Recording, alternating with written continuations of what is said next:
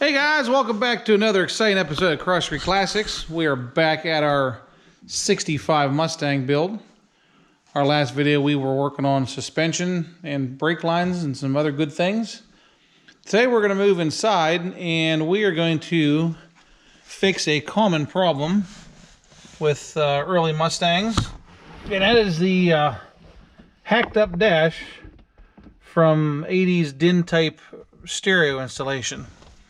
So we picked up this radio repair plate through CJ Ponies, and we're going to take this here and make it look like factory again.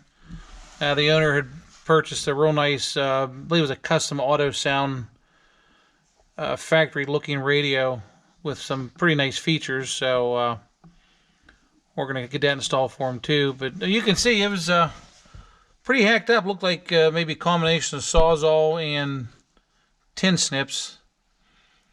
So we're going to get this fitted here. You know, you can see it goes on there pretty nice, just sitting over top of it. But we're going to cut it out and get it welded in, get it blending in here so it so the repair looks nice. So we're going to start by figuring out where we're going to cut at. We're going to take our time, lay it out, and we're going to hopefully cut one time with no issues and have a pretty nice fit. So let's get started. All right guys, so we got it roughed in here. It's fitting pretty decent. I'm gonna have to do a little bit of tweaking here. This I don't know if the radius of this thing is off or what, but a little bit of a gap here, so we're going to try and pull this in. I put the glove box on. It's going to fit good, so I think we're going to just get this tacked in here, and then just kind of pull this in. And we'll do some more test fitting. That way we're not getting too far ahead of ourselves. But this side over here fits great. The radius is real nice right here. This side fits real good. I guess if I had any recommendations on this piece, any improvements would be to take it to this glove box line right here. That would give you a little less welding to do and be a little easier to fit. But they didn't ask me, so this is what I got. So we got our piece welded in here. It went fairly well. I had to modify this contour a little bit here. The contour was off, so we messed around with it, but fit the dash or the glove box in. It fits good.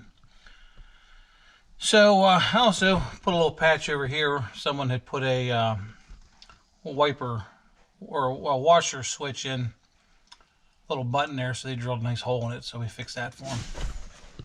So we're gonna get a little skim coat of filler on and get the dash sanded down, get it ready for paint. I would like to note that I am not a welder by any means. I do weld, but I'm not a welder.